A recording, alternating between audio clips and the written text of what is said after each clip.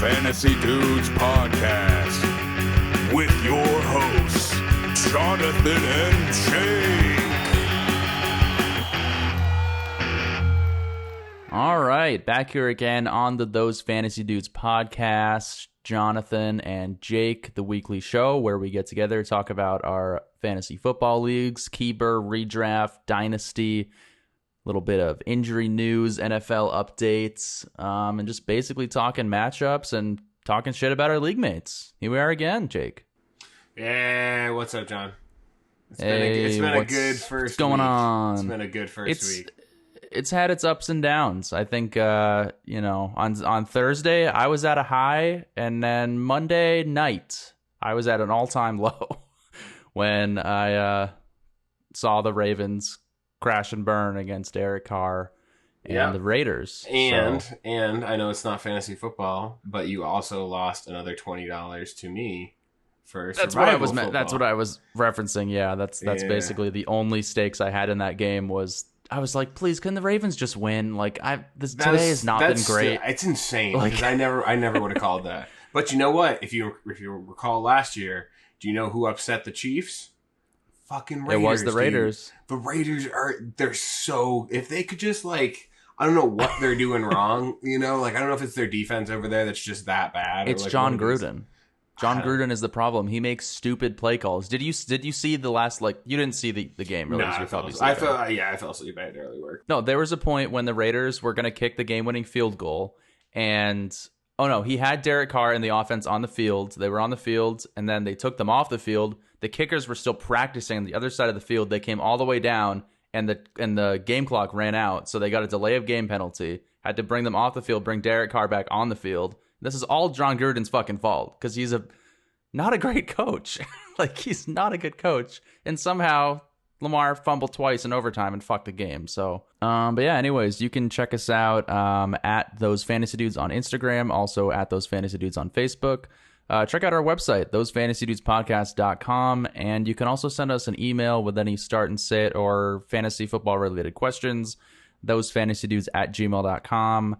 We're also on all the big podcast platforms, so Spotify, Apple Podcasts, YouTube, which is not a podcast platform, but you can check it out on there if you prefer, and then a bunch of small podcast platforms as well. So, well, Jake, why don't we hop into the first injury news of the year right here. Two pretty big injuries after week one, unfortunately. The first of which being good old Raheem Mostert.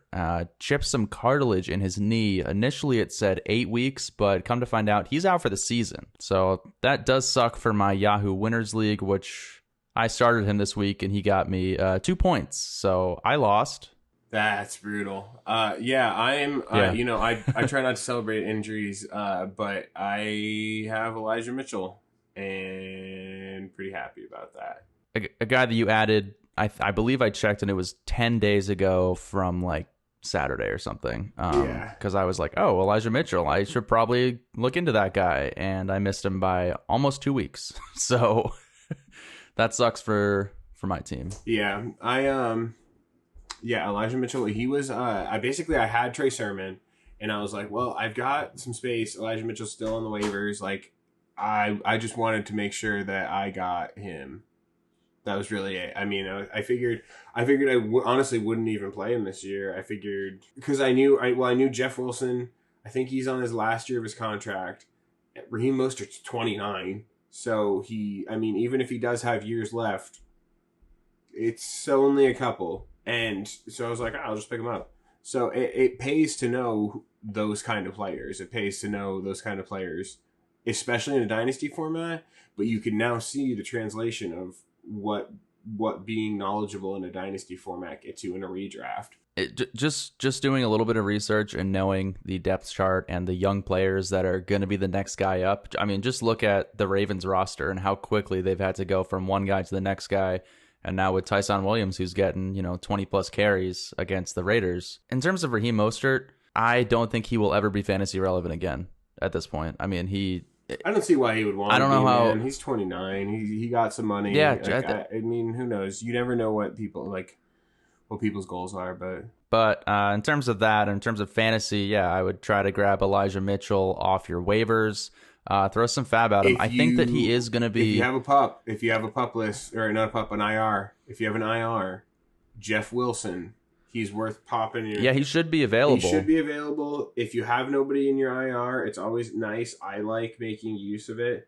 And he should be. I mean, he should be available in most leagues. But Jeff Wilson should be back in 6 weeks. So if you can grab Elijah Mitchell and take advantage of that target share on San Francisco, then play him for the next couple weeks and just see how he does. Or just hold on to him, I'm playing him. The Shanahan system provides running back value. I'm playing him.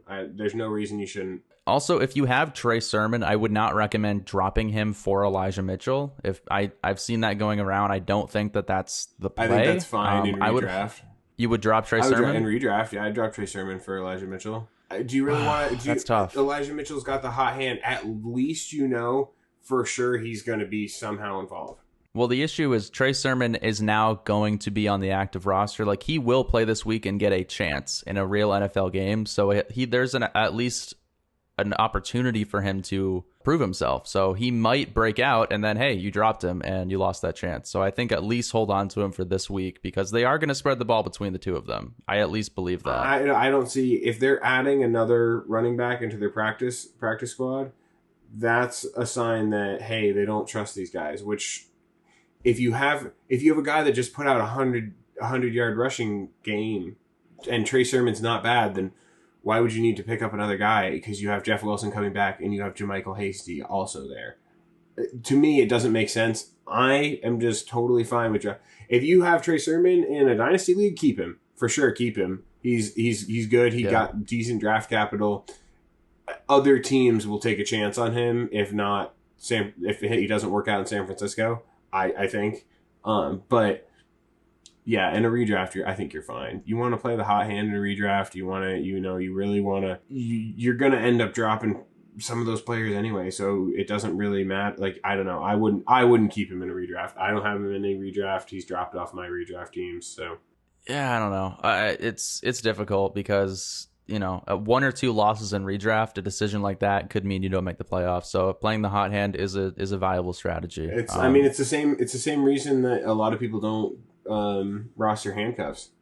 You're limiting your overall upside. I'm actually getting rid of Alexander Madison this week, trying to grab somebody else. So because I have him as a handcuff for Dalvin Cook. Yeah. That's in our redraft league. So I don't know. It's a difficult decision. It really is. You only have so many roster spots, and this is what you're going to run into on a week-to-week basis. Yeah. But yeah, that's Raheem Mostert out for the season with a chipped cartilage in his knee. That must be quite painful. We also got Jerry Jeudy with the high ankle sprain, a nagging injury that destroyed Christian McCaffrey's season and mine last year.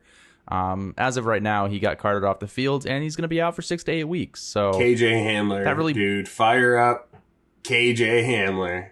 He's getting first team reps. Yeah, he is amazing, and he's 22. If you can get him in Dynasty right now, you can probably get him for nothing. Whoever, if the person that owns him, or if the person that manages him doesn't already know what his value is, just try to get a bigger piece you want from them and get him thrown in. And it's a bonus. It's a win-win. He's one of those kind of players that's how you should get him. You should try to work around another deal and grab, somebody like him. Do you have him in Dynasty right now? Sure do. You do. Also had Tim Patrick, but Tim Patrick's now on the waivers, so. Oh, you did have him at one point? Did, okay. Yeah. Yeah, I'm personally higher up on Tim Patrick. Because he's 27. He's been in the NFL a little bit longer. Yes, theoretically you want the younger player in Dynasty. Is that good that he's been in the NFL?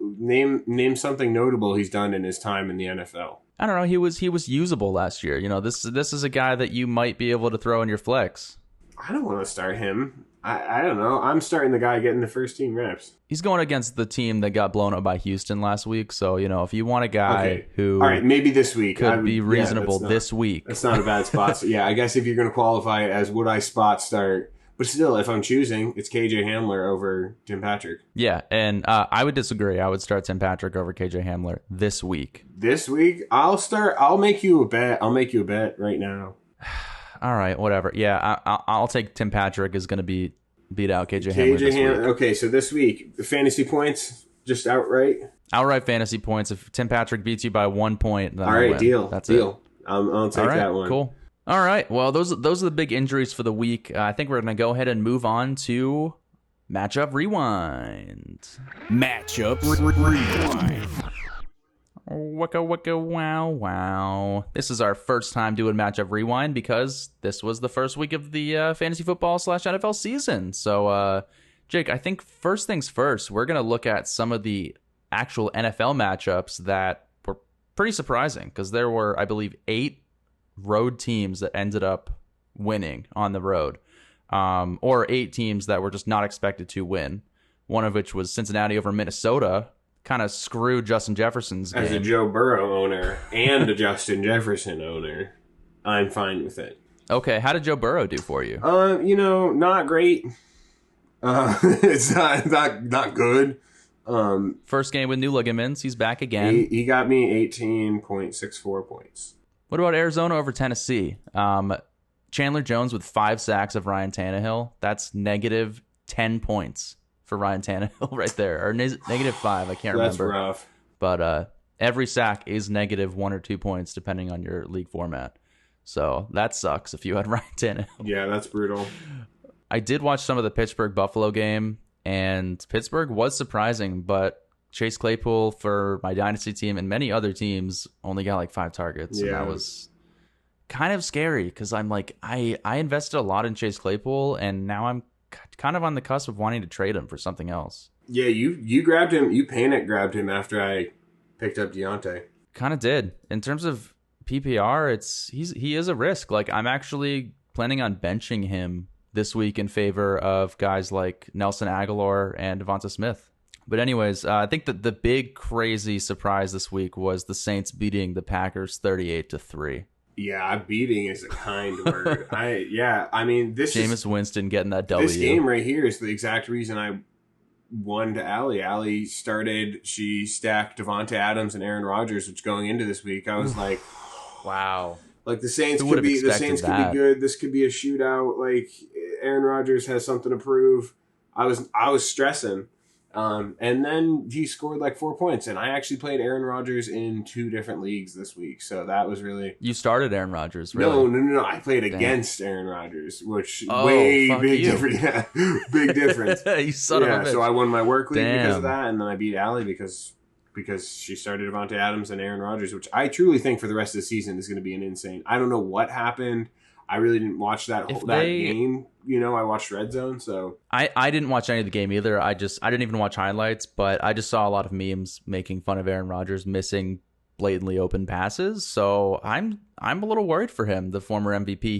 He got me to the playoffs last year. He's the reason why, with Christian McCaffrey injured and all these other players injured, that I was still in contention. So yeah, that's tough for Packers fans obviously, and fantasy owners of. And I had Aaron Jones. I lost Dynasty because Aaron Jones got me like 5 fucking points. So, yeah. Thanks, Packers. Let's, why don't we break down our matchups last week? I did go 2 out of 5 in terms of my leagues. I did win the Keeper League, and I won my Work League, but I lost in Dynasty, and I lost in Redraft. So, what about you, Jake? How did you do this week? My Dynasty matchup was against Tyler, and I won because Lamar Jackson had a bad performance, and Tyson Williams had a great performance, which is lukewarm because they lost. So as a Ravens fan, sucks. But I won that one, which is great because I really wasn't expecting to win that one.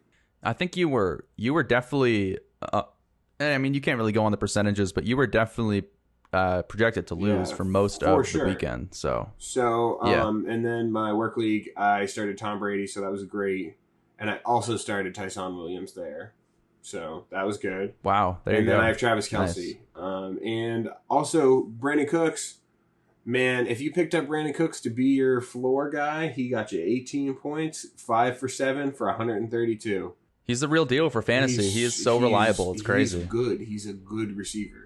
Yeah, that's crazy, man. Honestly, it sucks because I was so hyped over the course of Thursday going into Sunday because I started Tom Brady in my Dynasty League, and I also started Chris Godwin and Antonio Brown. Yeah, you were having a ball. So I was up like 80-0, and then only scored a total of 40 points after that for the remainder of the week in Dynasty. So Aaron Jones fucked me, and Najee Harris fucked me. Kyle Pitts fucked me. Chase Claypool fucked me. Basically, the Steelers and the Falcons screwed me over. But I'd love to see Devonta Smith getting his first reception ever in the NFL was a touchdown from Jalen Hurts. So he looks good, dude. I'm super hyped on Devonta Smith, and you actually asked me about a potential trade. But I mean, the real reason why I lost in Dynasty this week is frankly Matthew Stafford. Honestly, I think overperformed a little bit. He put up 25 points. I guess that's maybe right in the cusp of what I expected, but Jamal Williams, fucking 25 points. I can't believe 8 receptions. I can't believe 9 he started carries Jamal and a Williams touchdown. week 1. I mean, he was kind of backed into it because of his draft. This guy basically went really wide receiver heavy right out of the gate. I think he has Tyreek Hill, right? Does he? No, he has DK Metcalf and AJ Brown, who both right. did. Yeah, they did good. I mean, those are great. Yeah, those are great dynasty options. And then he had Jamar Chase get 21 points, which is crazy. That is pretty crazy. Jamar, I'm so happy to see that they actually connect and he's actually good and not afraid of the ball. Yeah, I mean, that was such a weird storyline. I was like, what the fuck do you mean you can't see the ball because it doesn't have white lines on it? What? So, speaking of Matthew Stafford and the Rams, I have Cooper Kupp in our straight redraft. Just redraft? Straight redraft league. 10 targets, 7 receptions, 108 yards, and a TD. Cooper Kupp I watched the whole game. He looked awesome. He looked really good. He looked awesome. Somebody was saying he eats breakfast with Matthew Stafford. He gets. I guess. Yeah. Apparently they're insanely close. I guess so, dude. So. I didn't realize that. Who was it? I think. Yeah. Andy Holloway was posted on Twitter and was like, he's gonna lead the league in omelets eaten and touchdowns. I could back that up. I think that's very possible. But yeah, you had a good week, and honestly, I think Blankenship fucked you. I was watching your matchup really closely last night. Jake lost by 5 points. I really could have come around in this one. Yeah. If Lamar hadn't fumbled, first of all, you would have lost by 4 points instead of 7 points or whatever. Yeah, because he lost 129 to 122. So very likely you could have pulled that one out. But I could say, well, if Lamar he started, so my opponent started Mark Andrews, and he also started a stack of Russell Wilson and Tyler Lockett this week. So I was up against it right out of the gate. Which, I mean, the rest of his week really wasn't that good. He started Najee Harris, who was not impressive his first week, and started Jerry Jeudy, who obviously, was injured for part of that game. So he also started Mark Andrews, who only got 5 points. So, I could say, well, what if Lamar got a blow-up week? But what if Lamar got a blow-up week because he threw 2 touchdowns to Mark Andrews? That's the other thing. That's the way it goes. So it's, which is probably what would have happened, right, too. Exactly. If he did end up throwing some touchdowns, that's probably what would have happened. You would have lost anyway. Right. So really the only thing that I could hope is that Lamar would rush in a touchdown, which I might not have won in our Dynasty League if he had done that.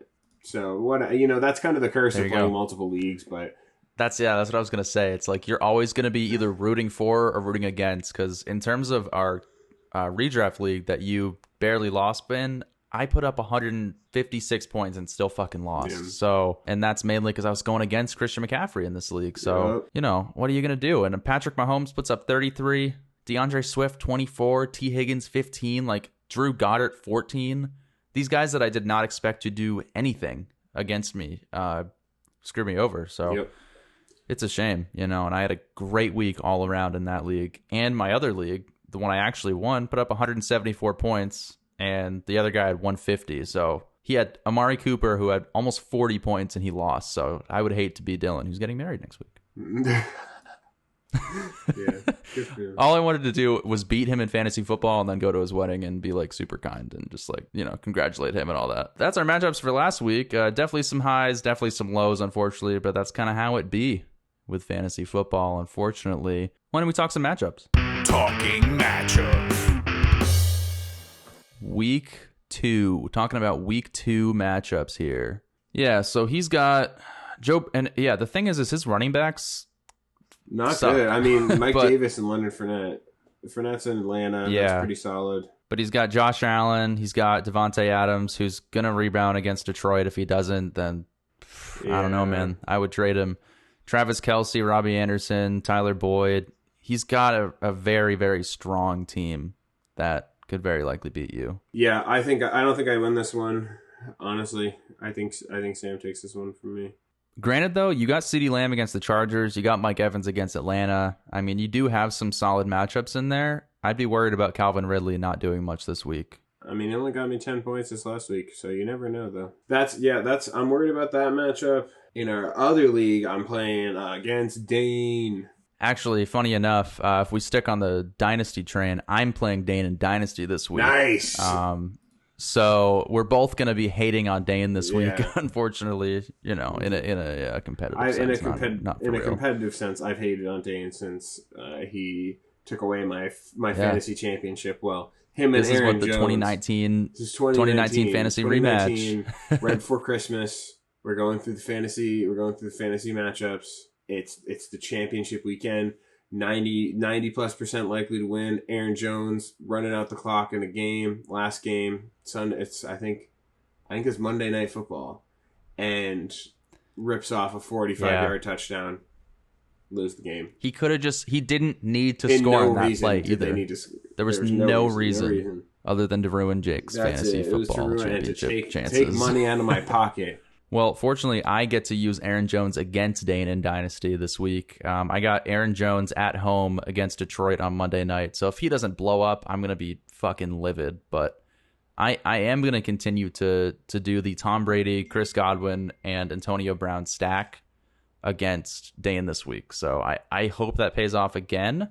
I mean, the thing is, one of them's always going to hit. Like that's the thing with the offense. Two of those guys hit every week. I mean, riddle me this. Would you start Antonio? I'm going to start Chris Godwin. I think that's obvious, even though Antonio Brown technically had a better week last week. But would you do Antonio Brown or Chase Claypool? Which one would you start? Antonio Brown. Yeah, that's the thing. Everything's like, everything points to Antonio Brown. Dude, I'm not, It's crazy just because of the draft capital of Claypool. He was like a 5th round versus a 12th. People just kept stealing. I wanted Antonio Brown later, but I wanted him later. I didn't want to pay up for him.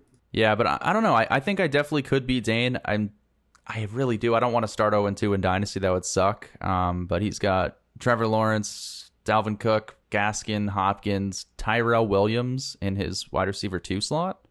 It's interesting. I think he's hurt. I don't think he's going to start. But Andrews, Corey Davis, and Chark, all of which I could see good seasons from going forward. Chark has the second most air yards behind Tyreek Hill. That's crazy on a team that sucked last week. I mean, they were from behind. They had to chuck it.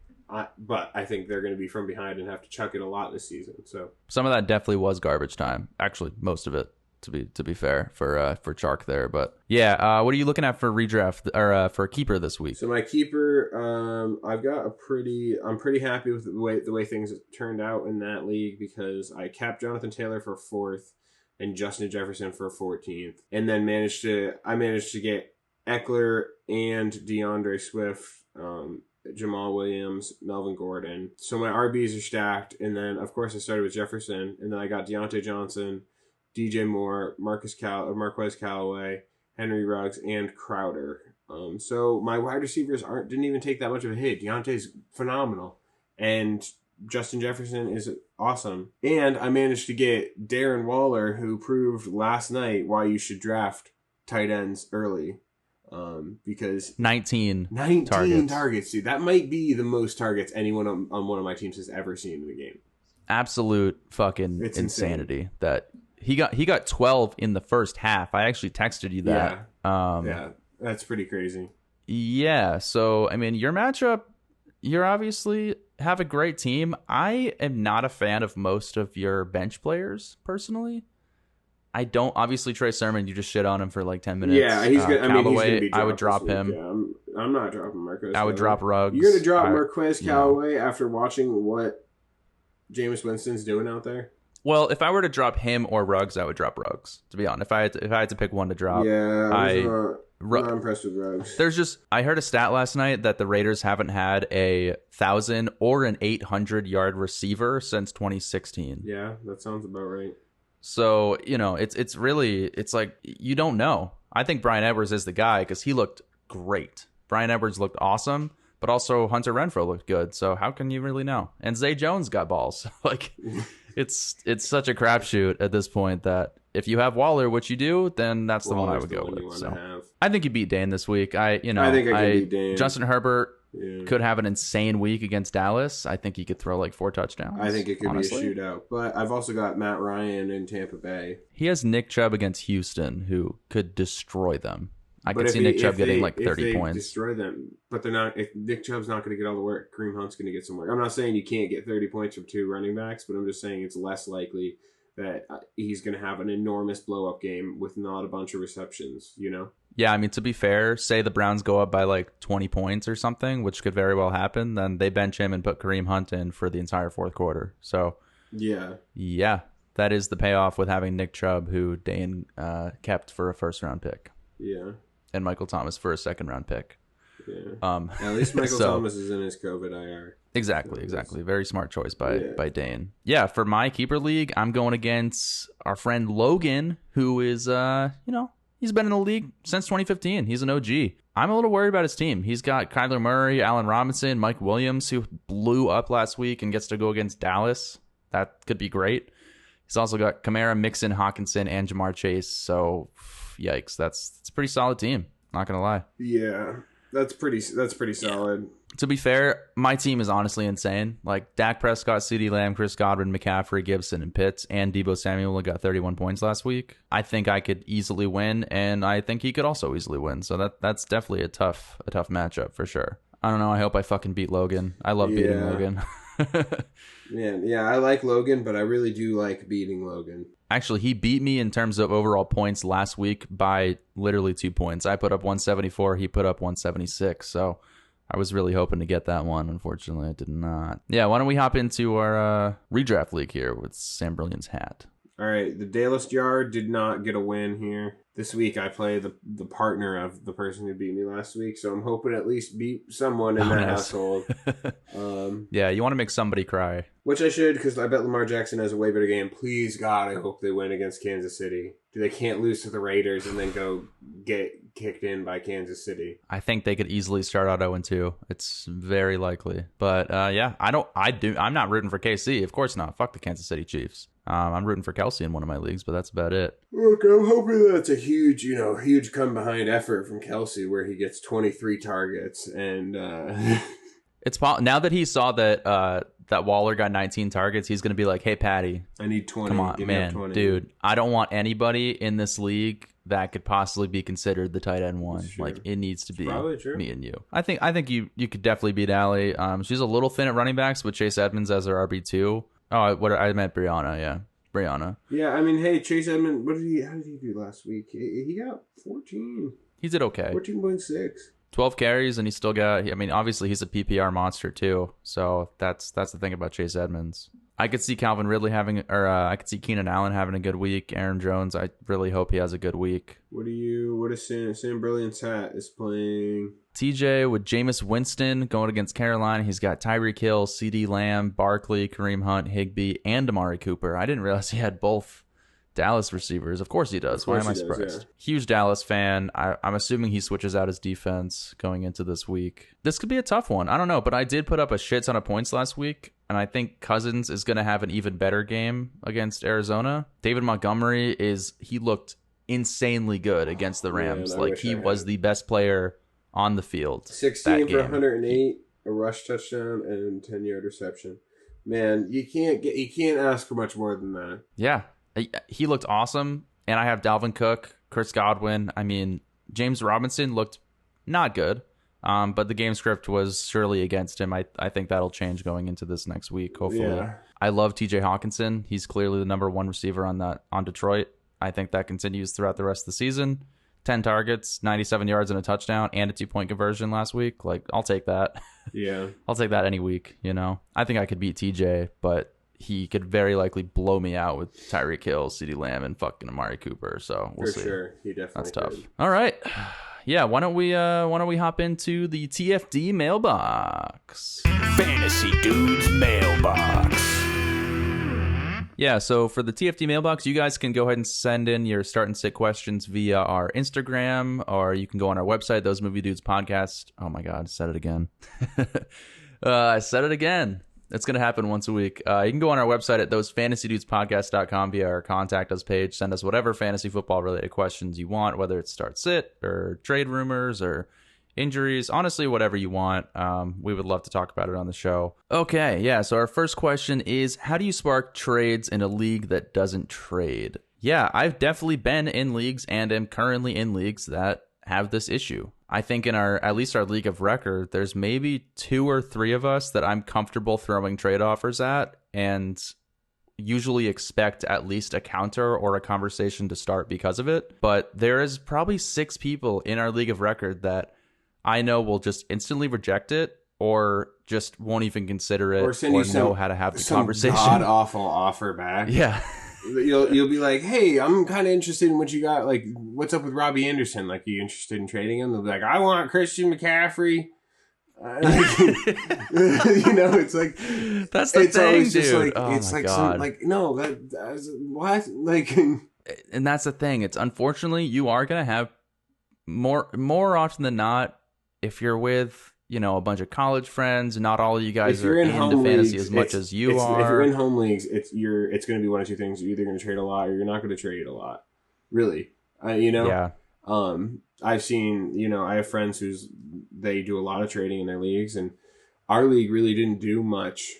I mean, you and I traded, and but it's always we would always be like, whoa, there's a trade going through. Sam's league was a little bit better because there was people that were a little bit more into it. And that helps, getting people involved and getting people interested, because you can't trade for players you don't know, so that's important. If you're trying to get an 8-man home league with your family in it, if you're trying to get trades, that's not happening. Dude. That's not happening. It's just not. You just got to understand that's just not the dynamic of your league. If you're in a 12-man with a bunch of dudes from college. There you go. That might be something where you could get a bunch of people to start trading if you really start throwing around some offers and get people talking. I mean, for Jake and I here, I mean, in terms of dynasty, we handpicked the people that from other leagues that we've been in over the years that we knew would first of all know enough about fantasy to understand the concept of dynasty and trading players and building a team, but also people that would be interested in the fun of building a team and trading players and be able to have those conversations. So it is tough though, because everybody's in a league where you have people that don't even understand the idea of trading or who Derrick Henry is, for instance. So, oh man, it's hard. And that's why, unfortunately, with people like Peter, who makes our sounds and beats for the show, it's physically impossible to make a reasonable trade offer because Peter's not a football guy, unfortunately. I've tried to trade with Peter, and he's just like, well, it's not going to benefit me, and it's like, you know what? How can you argue with that logic? You are right.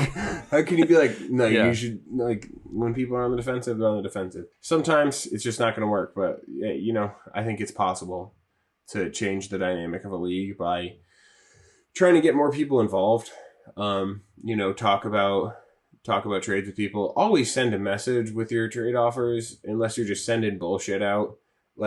Always send it. Honestly, yeah. If I'm really if I know somebody's gonna be trying to hold on to somebody, I'll plant some seeds early on and be like, hey, I'm interested in this player, and then if somebody blows up, maybe I'll make an offer on him. And you got to talk about players more with people. You gotta want to trade yourself. You gotta want to take some risks. And I'm always looking every single week. I'm looking at the waivers, and I'm like, okay, so how can I make my team better? And you also, for me, I'm always looking at people who just had a big injury. Yeah, a team that always just lost somebody. Yeah. I'm like, got to be a predator. Okay, yeah, they're desperate right now. What do they need? And you can convince just about anybody of oh, you just lost your top running back. Hey, I'll give you some depth for that. I'll give you fucking James Robinson, and you give me Kamara, and I'll give you some shitty backups.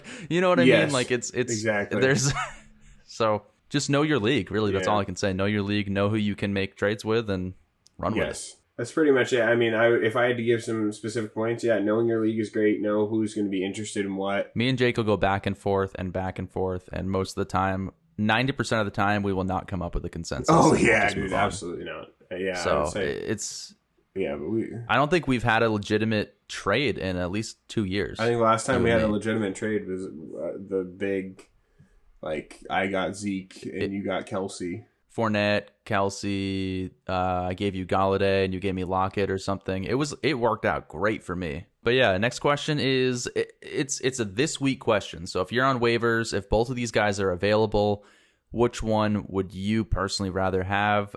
Is it Tyson Williams, if he still happens to be there, or is it Elijah Mitchell? Let's say you just lost Mostert. You're in a redraft league. You need a guy. They're both there. You have some fab. You can get one of them. Which one are you going to grab? Elijah Mitchell. I'm grabbing, like, honestly, I like Tyson. I like Tyson Williams. I'm not complaining about either, but they sat Sermon because Elijah Mitchell showed up. And then Elijah Mitchell, given the opportunity, really showed up. Not to say Tyson didn't. Tyson also did show up. I wish I watched the game. I didn't see. Did you watch any of the highlights for that one? Because I didn't see him play. Yeah, I did. I watched him. Helps my opinion.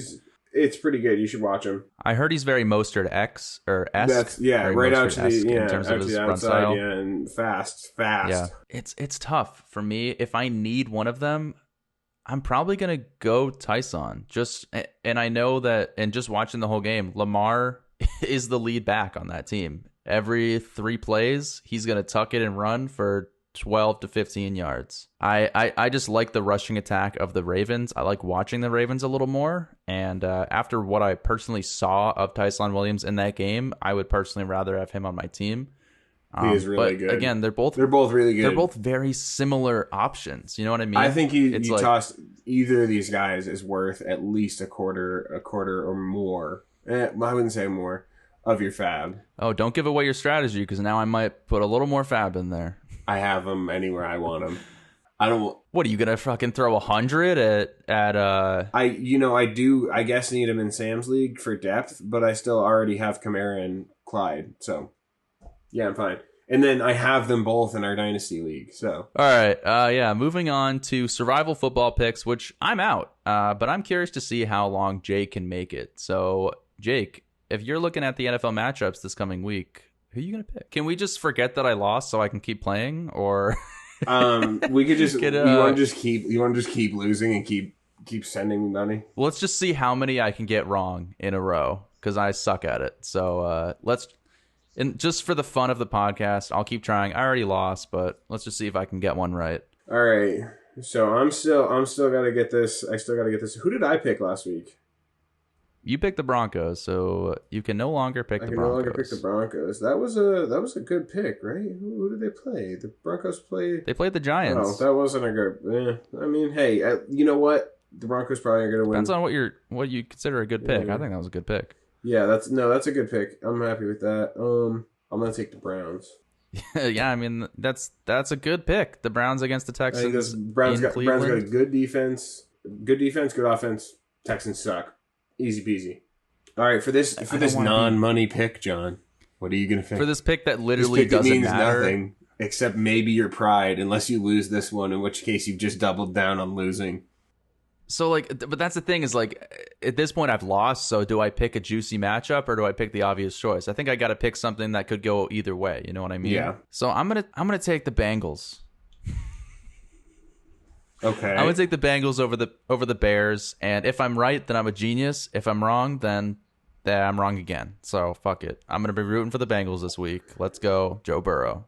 I like that. Okay, the Bengals it is in Chicago. Locked in.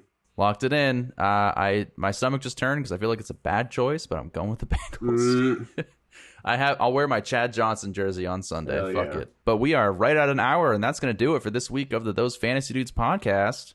Make sure to check us out on Instagram, Facebook at Those Movie Dudes, on our website, thosefantasydudespodcast.com. Check us out every single Wednesday with new episodes. Start and sit questions on Sunday mornings with Jake on Instagram. Yeah. All right. See you guys. Bye. Thanks for tuning in to Those Fantasy Dudes podcast. Make sure to tune in next week and follow us at Those Fantasy Dudes on Instagram.